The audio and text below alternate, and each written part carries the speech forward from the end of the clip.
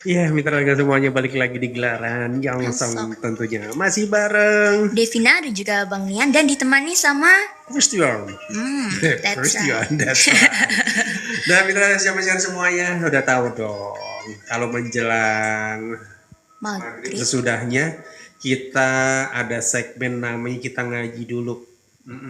Biar kita tenang, biar kita bersih. Masya Allah. Lidah-lidah kita yang kepletot ngomongin orang. Kita bersih nih bareng guru kita tercinta bersama Al Ustadz Gus Edward Abu Bakar, pimpinan Majelis Ta'lim Salawat Syekh Abu Bakar. Nah, buat kita siapa-siapa semuanya kita sapa dulu nih guru kita. Mati hidup ini. Jangan lagi dimatiin. Assalamualaikum warahmatullahi wabarakatuh. Waalaikumsalam warahmatullahi wabarakatuh. Iya ya Ustadz, boleh gimana Ustadz kabarnya sore hari ini? Baik, alhamdulillah. Udah makan belum Ustadz? Belum. Oh belum, oh mau deh. Ini tadi kita lewat kita ke Genawan. Iya ya Allah, maaf ya Pak Ustadz ya. Saking laparnya kita lewat kagak mau. Iya, oke. Saat ini kali ini kajian kita temanya apa nih Ustaz? Temanya hari ini 10 keutamaan membaca sholawat kepada Nabi Muhammad. Subhanallah. Patut kita dengar nih.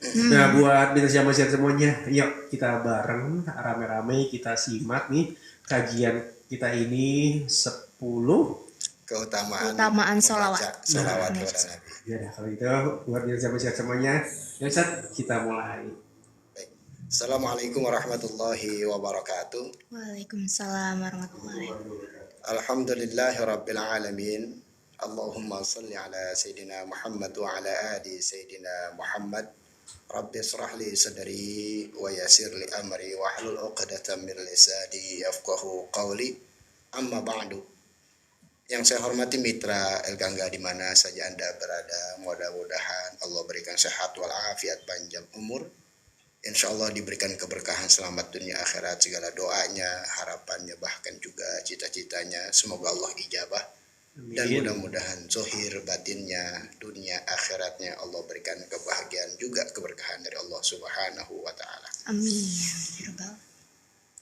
Mitra di studio ada Bang Nian, Kak Devina, ada Bang Tian. Mudah-mudahan beliau-beliau beserta keluarga besarnya juga diberikan sehat walafiat panjang umur, berkah selamat dunia akhirat, segala doanya, harapannya juga cita-citanya semoga Allah ijabah. Dan mudah-mudahan zahir batinnya Allah berikan kebahagiaan serta keberkahan dari Allah Subhanahu wa Ta'ala, dan mudah-mudahan banyak duitnya. Amin. Mitra Gangga hari ini judulnya 10 keutamaan membaca sholawat Nabi Muhammad SAW. Kita dianjurkan untuk memperbanyak membaca sholawat Nabi dalam kehidupan sehari-hari. Keutamanya sangat penting, mulai dari menghapus dosa hingga terpenuhi hajat kita. Membaca sholawat dapat dilakukan kapan saja, baik sebagai zikir setelah sholat atau kapanpun untuk mengisi waktu luang. Dalil keutamaan membaca sholawat ini banyak sekali kita temukan, baik dalam Al-Quran maupun hadis. Anjuran membaca sholawat pertama kali dapat ditemukan pada surat Al-Ahzab ayat 56. Allah Subhanahu wa Ta'ala berfirman, Innallaha wa malaikatahu yusalluna 'alan nabi ya ayyuhalladzina amanu sallu 'alaihi wa sallimu taslima. Artinya sesungguhnya Allah dan para malaikatnya bersolawat kepada Nabi Muhammad sallallahu alaihi wasallam. Wahai orang-orang yang beriman. Jadi firman ini dikhususkan untuk kepada orang yang beriman. Siapakah orang yang beriman itu? Orang yang percaya, orang yang yakin. Bersolawatlah kalian untuk Nabi, ucapkanlah salam penghormatan kepadanya. Yaitu dijelaskan dalam Quran surat Al-Ahzab ayat 56. Kemudian dalam hadis, yaitu Nabi Muhammad SAW bersabda, Man shalla alayya wahidatan sallallahu alaihi asran. Siapa saja yang bersolawat kepadaku sekali, niscaya Allah bersolawat kepadanya 10 kali. Dibalas, kita baca sholawat untuk Nabi Muhammad SAW hanya sekali, lalu Allah membalas salawat untuk kita 10 kali. Hadis riwayat Muslim. Dengan bersalawat kepada Nabi juga dapat menghapus dosa dan mengangkat derajat orang yang mengamalkannya. Sebagaimana hadis riwayat An-Nasa'i berikut ini. Man shalla alayya salatan wahidatan sallallahu alaihi wasallam alaihi asran salawatin wa khuttat anhu asru khati'atin wa rufi'at lahu asru darajatin. Siapa saja yang membaca sholawat kepadaku, kata Nabi Muhammad SAW, yaitu sekali, niscaya Allah bersalawat kepadanya 10 kali. Tadi sama-sama kita sudah dengar. Lalu menghapus 10 dosanya. Jadi kita bersalawat kepada Nabi Muhammad dibalas oleh Allah Subhanahu wa taala salawat sebanyak 10 kali. Lalu dibalas juga dosa-dosa kita, dihapus 10 dosa kita. Dan dibalas lagi oleh Allah Subhanahu wa taala, yaitu diangkat derajatnya 10 tingkatan. Hadis riwayat An-Nasa'i. Berikut ini 10 keutamaan membaca sholawat Nabi dari Sayyid Bakri bin Sayyid Muhammad Soto Ad-Dimyati dalam akhir karyanya kitab Kifayatul Adqiya wa Minhajul Asfiyah. Dilansirkan, yaitu 10 keutamaan ini disyariatkan dari Al-Quran dan hadis-hadis Rasulullah Shallallahu Alaihi Wasallam. Satu keutamaannya yaitu mendapatkan rahmat dari Allah yang Maha Kuasa dan Maha Pengampun, yaitu kita kenal dengan Salatul Malikil Ghaffar. Mendapatkan rahmat dari Allah Subhanahu wa taala yang Maha Kuasa dan Maha Pengampun. Yang kedua yaitu syafaatun Nabiyil Mukhtar. Mendapatkan syafaat dari Nabi Muhammad SAW. Yang ketiga, al-iqtida bil malaikatil abrar, yaitu mengikuti tradisi malaikat abror. Yang keempat, mukhalafatul munafiqin wal kuffar, yaitu membedakan diri dari orang munafik dan orang kafir. Jadi orang munafik dan orang kafir itu tidak bersalawat kepada Nabi Muhammad. Tinggal introspeksi diri kita aja, kita bersalawat nggak sama Nabi Muhammad? Kalau tidak, berarti kita termasuk golongan orang yang munafik dan orang yang kafir. Yang kelima yaitu ahwal khotoya wal awzar, penghapusan kesalahan dan dosa. Jadi kita banyak salah, banyak dosa, banyak kita baca sholawat. Salah satu keutamannya dosa-dosa kita diampuni oleh Allah Subhanahu wa taala. Yang keenam, qadaul hawaij wal autar, pemenuhan hajat dan harapan. Siapa orang yang baca sholawat, insya Allah hajat dan harapannya dipenuhkan oleh Allah Subhanahu wa taala. Yang ketujuh, tanwirus zawahir wal asrar, yaitu penerangan lahir dan batin. Jadi kalau ada orang nanya, kenapa sih aura saya gelap? Orang niat saya demek banget gitu ya. Berarti kita kurang baca sholawat. Siapa orang yang mau baca sholawat, maka diterangkan lahir dan batinnya. Jadi skincare itu nomor 2. Yang paling utama adalah baca sholawat sehingga lahir dan batin kita diterangi oleh Allah Subhanahu wa taala. Banyak orang yang menanya, apakah biar muka kita enak dilihat sering dilap atau dicuci dengan sabun muka atau pakai skincare gitu? Bukan. Tapi bagaimana kalau skincare ketergantungan, habis kita pakai baru kelihatan bagus. Tapi kalau yang selain skincare, bagaimana biar istiqomah, aura kita terus muncul, terus hidup, sehingga orang lain lihat kita, wow, kayaknya kayak ada cermin lewat gitu. Yaitu banyakin kita selawat kepada Nabi Muhammad. Yang ke-8 yaitu an-najatu minan nar, keselamatan dari api neraka. Siapa sih yang pengen masuk neraka? Kalau ada, silakan aja WA langsung saya, Ustaz, pengen masuk neraka. Paling saya jawabnya simpel, gidah. Kalau saya sih nggak mau. Pasti Kak Devina, Bang Nian, Bang Tian juga nggak mau. Pengennya kita masuk ke dalam surga. Maka siapa orang yang baca selawat, yaitu diberikan keselamatan dari neraka.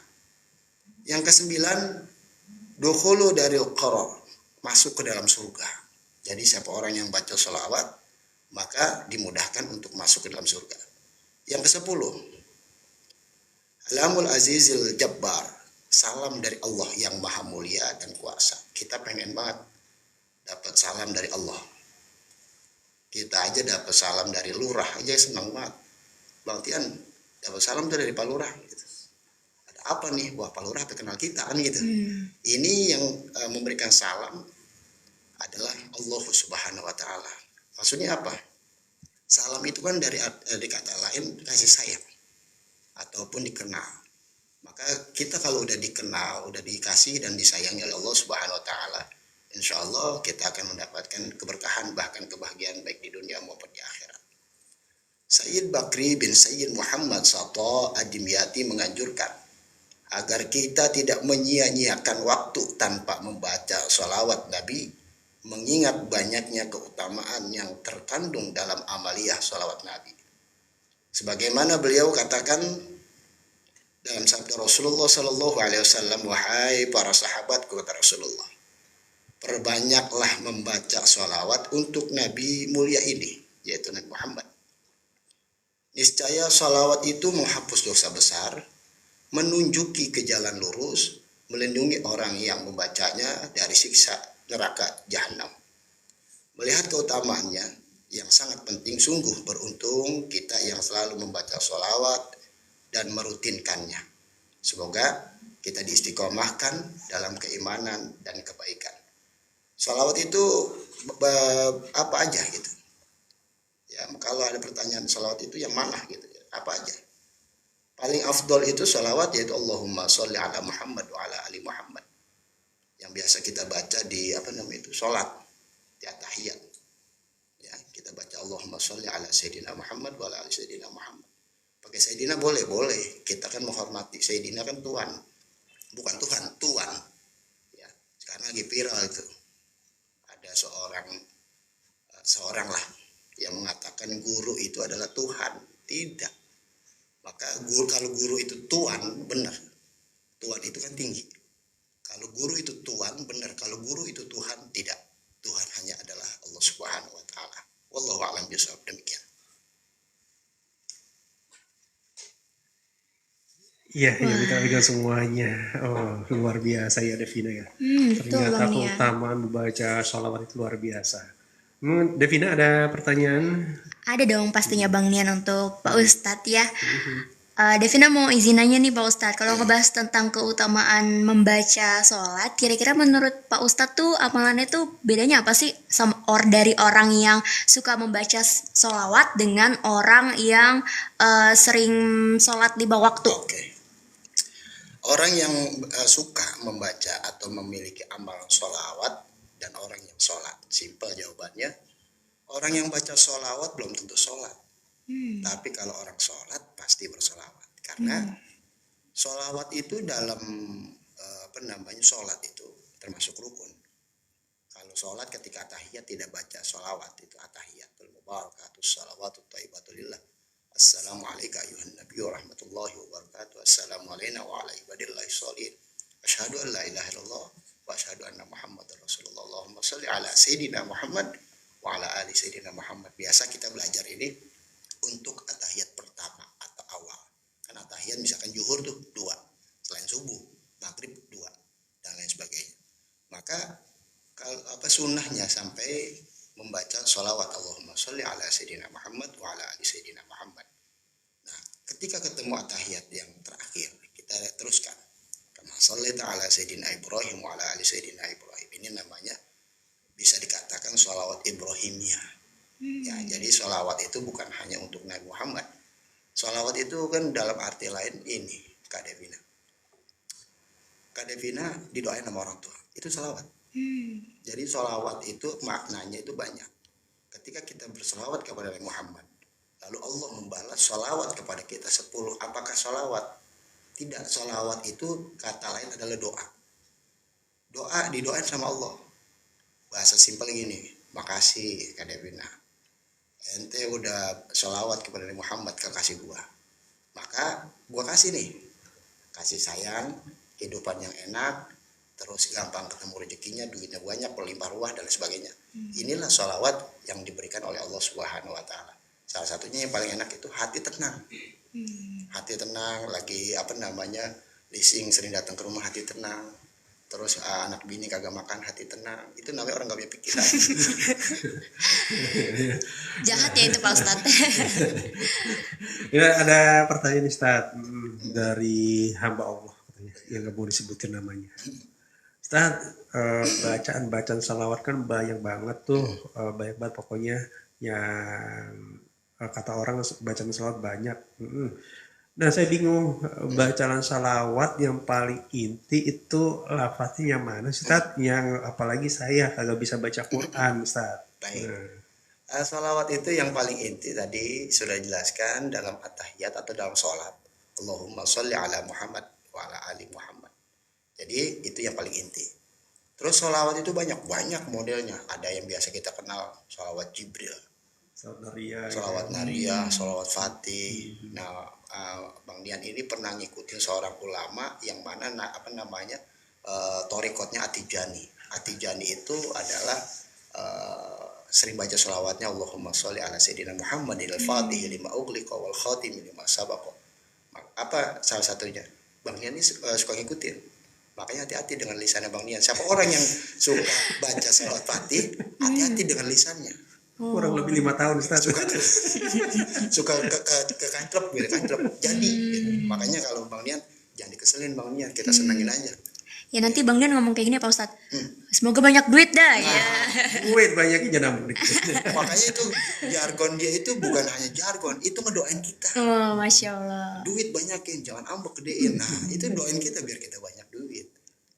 Orang nggak ada yang ngerti. Kalau saya ngerti, Bang Dian dulu di mana? Karena dia cerita. Dan saya kenal dengan ulama itu. Ulama itu udah meninggal, udah wafat. Masih muda, alim, luar biasa. Bahkan kalau beliau masih hidup menjadi mufti Betawi. Adalah ulama. Kalau nanti mitra kepo, siapa sih? Dulu Bang Dian tuh pendamping ulama. Siapa sih yang didampingi ulama tersebut? Tanya aja Bang Dian langsung WA. Yang jelas mulutnya tuh tajam gitu. Ya, rahasia yang termudah tadi apa Ustaz? Mungkin mitra nih ada yang nanya. Ada. Soalnya dia nggak bisa baca Quran Ustaz. Yang pendek itu salawat Jibril. Sallallahu ala Muhammad. Sallallahu ala Muhammad. Ada kisahnya di Bang Dian. Salawat Jibril itu kenapa salawat Jibril? Nabi Adam alaihissalam ketika mau nikahin Sayyidati Hawa, kalau biasa kita kenal orang Bekasi itu Siti Hawa gitu. Sayyidati sama Siti artinya sama, bisa nonah bisa nyonya gitu. Jadi mau nikahin Sayyidati Hawa, kata Allah ntar dulu lu kasih mahar dulu. Lah saya nggak punya apa-apa ya Allah, kata Nabi Adam. Ada katanya. Kalau bahasanya kalau kita boleh ngambil emas di tiang surga boleh, dibolehin sama Allah jadi mas kawin, tapi tidak itu. Tapi menjadi maharnya itu sholawat Jibril, yang mana biasa kita kenal dengan bacaan sallallahu ala Muhammad. Ini adalah sholawat Jibril, salah satunya menjadi wasilah untuk menikahkan Sayyidati Hawa atau Siti Hawa menjadi istrinya Nabi Adam alaihissalam. Jadi Nabi Adam sama Siti Hawa tuh, Siti Hawa diciptakan langsung dia laki bini, enggak. Tapi ada proses pernikahan juga. Bedanya sama kita, kalau beliau yang nikahin Allah, kalau kita yang nikahin penghulu gitu. Nah, jadi ada maharnya itu sholawat Jibril. Saya juga mendawamkan sholawat Jibril, yang mana berwasilah kepada guru saya membaca sholawat Jibril. Nah, saya ceplosin dikit ya, mudah-mudahan ini nggak ada pertanyaan tapi terbenak sama mitra semua. Bagaimana orang yang baca sholawat pengen minta duit? Kan gitu ya. Boleh karena kan keutamaan salah satu dilancarkan rezekinya. Tapi begini, kalau kita baca sholawat, ya Allah saya pengen baca sholawat Jibril 1000, saya pinta duit 200 juta. Boleh. Cuman ketika di yaumil akhir, kalau di hidup kita niatnya begitu mulu, di yaumil akhir kita ketemu tuh sama Nabi, kita lihat wajahnya bahkan dekat. Habis itu kita panggil ya Rasulullah, ya Sayyidina Muhammad, ya Nabi Allah, kita panggil tuh. Nabi Muhammad bukan nggak dengar, nggak melengos, nggak ngeliatin kita. Habis itu udah kita nanya lagi ya Rasulullah. Nabi Muhammad tuh nggak nengok ke kita lagi. Habis itu nanya lagi, ya Rasulullah. Akhirnya terakhir dia nengok. Kita bilang, ya Rasulullah, bagaimana pertolongan engkau kepada saya? Nabi Muhammad akhirnya terakhir dia nengok kepada kita, jawabnya simpel, kata dia. Bukannya waktu itu di dunia udah dibayar kontan sama Allah. Ngerti nggak maksudnya? Kan mintanya buat punya rezeki, punya duit, ya punya duit yang banyak. Maka baiknya kita baca sholawat, niatnya kita lillahi ta'ala. Sedangkan kalau kita niat lillahi ta'ala, 10 keutamaan itu Allah kasih. Jangan ragu lagi. Jadi niatnya udah lillahi ta'ala. Ya Allah, saya baca sholawat karena engkau. Allahumma sholli ala Muhammad wa ala Muhammad, atau sholawat Jibril, atau sholawat Fatih yang biasa didaungkan namanya, atau sholawat Naria, atau sholawat apalagi Busro yang terbaru tuh yang diberikan oleh Habib Sugab Baharun. Siapa yang membaca 41 kali sama saja dia menghatamkan Al-Quran katanya beliau. Makanya kalau ada pernyataan itu tanya aja beliau langsung. Nah, jadi banyak sholawat-sholawat, tinggal kita pilih. Permasalahannya gini, kalau kita baca sholawat yang mana aja boleh, cuman kalau ada hitungannya harus punya guru. Itu Kak Devina misalkan di Google atau di TikTok ada tuh, baca ini insya Allah begini sekian. Nah, jangan diambil tuh, takutnya kita amalin, kita misalkan habis sholat baca cepet, habis sholat kita baca cepet, gurunya TikTok, gurunya YouTube ataupun gurunya Gus Edward tapi dengerin di radio doang, nggak pernah ketemu, nggak minta gitu, maksudnya nggak minta secara langsung. Itu maka ada gangguan, ntar apa dia puyeng, apa dia gampang celeng gitu kan, apa kadang-kadang gampang surupan. Karena apa? Yang namanya hitungan itu harus diberikan guru secara langsung. Contoh, Kak Devina dapat sholawat dari orang tuanya langsung. Kebetulan orang tuanya mendawamkan sholawat tertentu, sehingga ada hitungan itu, misalkan 100 atau 1000. Ini boleh, afdol. Tapi kalau kita nyomot aja, ataupun kita ngupingin Bang Nian ini baca sholawat Fatih itu 13 kali, ngikutin tapi nggak minta Bang Nian. Lah kagak diijazahin. Nggak ada ijazahnya. Kata Bang Nian begini, lah siapa lu, kapan lu minta sama gua, kan gitu. Dia begitu. Sanatnya nggak nyampe. Cakep nih. Jadi sanatnya ataupun bahasa darah keilmuannya nggak ada. Kan darah itu ada 2. Darah bener, maksudnya kita keturunan siapa? Ada darah keilmuan. Maksud darah keilmuan, misalkan Kak Devina dulu sekolah di mana, itu guru punya guru sehingga sampai ke Rasulullah. Ini yang kita kejar. Jadi bukan nggak boleh kita baca sekian bukan nggak boleh, tapi harus ada kudu mesti. Kalau Bang Dian bilang sanatnya, ini tinggi bahasa di sanat ini. Sanat keilmuan kudu mesti. Nah, ini ada pertanyaan lagi nih, Ustaz, dari Mitra Zaman Syad semuanya. Ada Ibu Marsiah yang punya kawasan Jalan Beringin. Ustaz, mau tanya nih, saya seneng banget baca salawat sambil nyuci piring di kamar mandi. Itu hukumnya gimana, Ustaz? Kalau di mulut nggak boleh, kalau di hati boleh. Karena sholawat itu adalah bacaan suci ya, bacaan suci. Terus kita baca di mulut kita adanya di kamar mandi, kan gitu. Berbeda dengan kita baca di hati. Hati itu walaupun kita di kamar mandi diperbolehkan karena hati itu suci. Beda yang hatinya dengki. Julid sama orang ya. Bang dia lewat, hatinya, mulutnya mah kagak, hatinya itu hati dengki. Insya Allah hati mitra, semua kan hatinya baik itu. Nah, baca sholawat tuh sampai cuci piring, Allah, tapi di dalam hati bukan di mulut gitu ya. Itu boleh. Tapi kalau di mulut beradanya di kamar mandi nggak boleh. Gitu. Emang tadi mudah-mudahan saya doain rumahnya tambah gede, punya wastafel. Kalau di wastafel tuh memang apa, wastafel kan biasanya rata-rata di luar kamar mandi ya. Itu baca aja Allahumma sholli ala sayyidina Muhammad, ataupun salat Jibril sallallahu alaihi Muhammad, ataupun salat yang lain. Yang jelas harus di luar kamar mandi. Kalau di dalam kamar mandi hatinya aja yang ngucap, yang baca, jangan lisannya. Termasuk gini Kak Devina, kamar mandi itu boleh zikir nggak? Enggak, kalau ya? saya. Bang Tian juga bilangnya enggak. Boleh Bang, boleh Kak. Contoh, saya jawab dengan dengan logika, tapi logika ini ada dalam Islam. Pernah dengar nggak doa cebok? Belum pernah, Ustaz. Ya maksudnya ada doa cebok. Oh iya ada. Doa keluar kamar mandi. Iya ada. Doa masuk kamar mandi. Ada. Nah, ini kan doa ya. Doa itu apa sih, zikir kan? Menyebut kalamullah. menyebut yang baik-baik. Jadi boleh, tapi jangan di mulut. Maksudnya apa? Kok ada doa, kan kamar mandi kan nggak boleh, kotor. Kok ada doanya gitu kan? Berarti logikanya kita mainin. Maksudnya apa? Boleh tapi kok di kamar mandi. Berarti kita bukan nggak boleh mengucapkan di hati apa? Boleh tapi nggak boleh ngucapin di mulut, tapi di hati kita. Jadi misalkan Bang Tian ngucapin sholawat dengan kalamullah yang lain di dalam hati aja. Nah itu makanya ada pertanyaan yang sedikit nyentrik, boleh nggak dalam kamar mandi zikir? Kok nggak boleh? Pasti nggak boleh, pasti. Ya, terus kenapa ada doa cebok? Kan nggak boleh. Berarti boleh, cuman jangan di mulut. Yaitu kudu mestinya di dalam hati. Insya Allah hati kita kan baik, suci. Nah, kecuali hati selain mitra enggak. Bisa aja.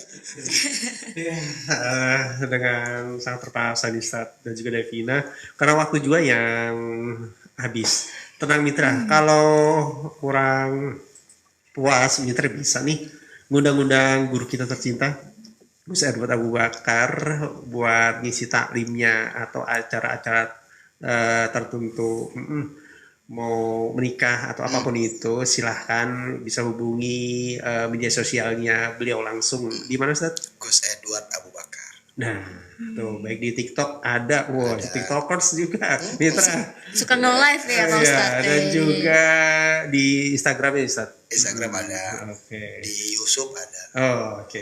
Nah, buat mitra siapa semuanya, ya udah Mitra, kita akhiri ini kajian rohani kita kali ini dengan pembacaan doa. Ustaz, silakan. Sebelum saya berkalimat dan membaca doa, kalau mau undang saya jelas berkali-kali saya kasih tahu, bilang Bang Nian aja. Ya, jangan pakai ribet, pasti mitra punya nomor Bang Nian langsung telepon di WA dan lain sebagainya.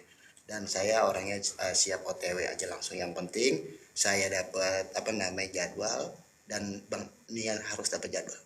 Jangan saya doang, saya pasti Bang Nian ikut enggak males saya begitu. Jadi Harus paket ya Pak Ustadz. kudu mesti berdua ini. Bukan apa-apa, saya nentengin berkatnya. Nah, jadi inilah yang disebut silaturahim. Insya Allah diberikan keberkahan oleh Allah Subhanahu Wa Taala. Mitra, kalau nggak salah di pertengahan September itu adalah hari besar memperingati Maulid Nabi Muhammad. Maulid itu artinya memperingati hari kelahiran Nabi Muhammad. Banyak Islam Ahlu Sunnah wal Jamaah mengadakan peringatan Maulid Nabi Muhammad.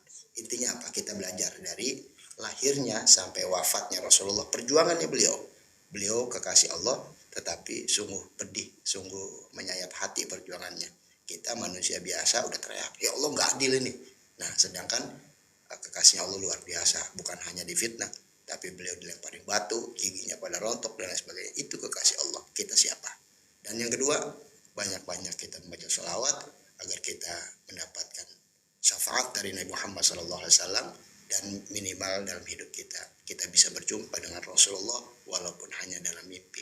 Dan saya terangkan di sini, mungkin para guru juga mengetahui, siapa orang yang pernah berjumpa dengan Rasulullah walaupun hanya dalam mimpi atau ketemu secara langsung, itu Rasulullah, bukan yang lain.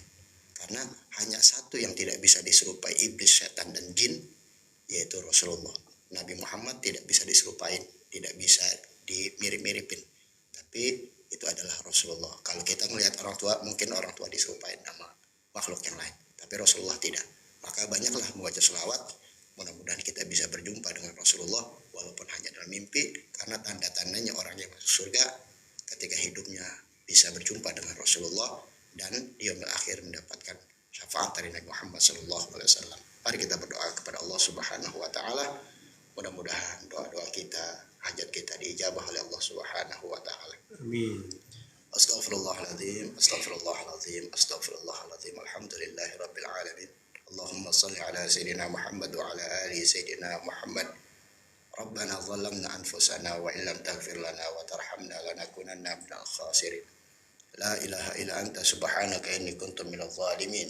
La hawla wa la quwata illa billahil aliyyil azim.